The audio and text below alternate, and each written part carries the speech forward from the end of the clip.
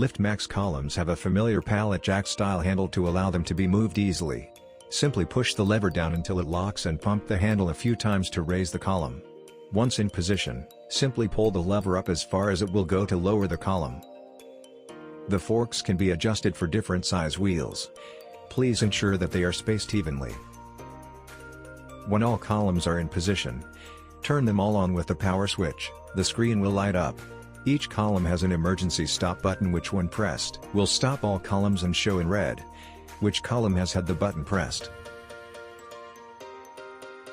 The columns need to be charged when the charge indicator gets to 25% or less. To charge, connect the power lead to the socket on the side of the column and turn on the switch. The master battery isolator or main switch on the front of the columns also needs to be turned on. Please follow the correct charging process and only charge the batteries when they are below 25%. When the columns are powered up, you can access the connection settings to allow the columns to communicate either via wireless or cable connection. In most cases wireless will be the best choice. There are 10 wireless channels to choose from and all columns in a set must be on the same channel. Once the wireless channel is set up, select the lift configuration. The columns can be used in a set of 2, 4, 6 or 8 depending on how many columns you have in the job at hand. Press the lift set type button and select how many columns you have in your set and then allocate a unique number to each column in the set starting at 1. For example, if you have a set of 4 columns, the posts should be numbered 1, 2, 3, and 4. For a set of 6 they would be numbered 1, 2, 3, 4, 5, and 6 and so on.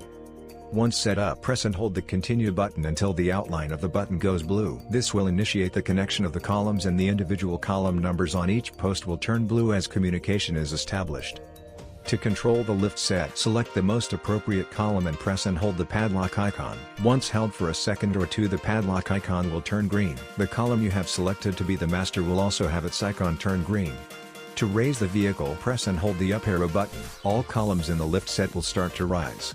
After a few seconds, or at about 100 mm lift height, release the up arrow button and walk around the vehicle checking that all columns in the set are lifting evenly. Assuming all is okay, return to the master column and press and hold the up arrow. When the lift set gets to over 500 mm, the mechanical locks will engage. There is an animation on the top right of the screen which shows the position of the locking pawl engaging and moving over the lock points.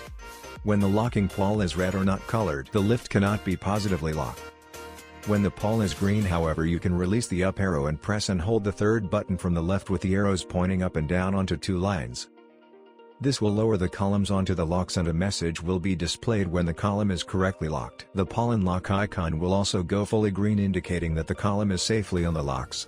It is critical that the lift set is on the locks correctly to ensure safe work and to avoid damage to the lifts. To lower the vehicle when you have finished working on it, firstly check that the area under and around the vehicle is clear of equipment and personnel. Then press and hold the down arrow. The lift set will raise slightly to get off the locks and then start to lower. When the lift set reaches approximately 500 mm from the ground, it will stop lowering. When this happens, continue to hold the down arrow and press and hold the 4th button from the left. The lift may raise slightly again and begin to lower. The warning siren will sound.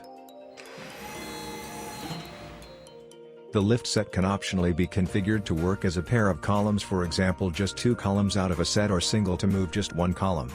To do this, firstly, remove the master column by pressing and holding the padlock icon until it goes blue. Then press the button to the left of the padlock, which can be either a single axle, a double axle of a single wheel icon. This opens the mode selection menu. From here select the configuration that you require. Occasionally the columns may get out of alignment with each other. If this happens, the lift set will stop and an error will display by way of the problem column or columns icon turning red on the display.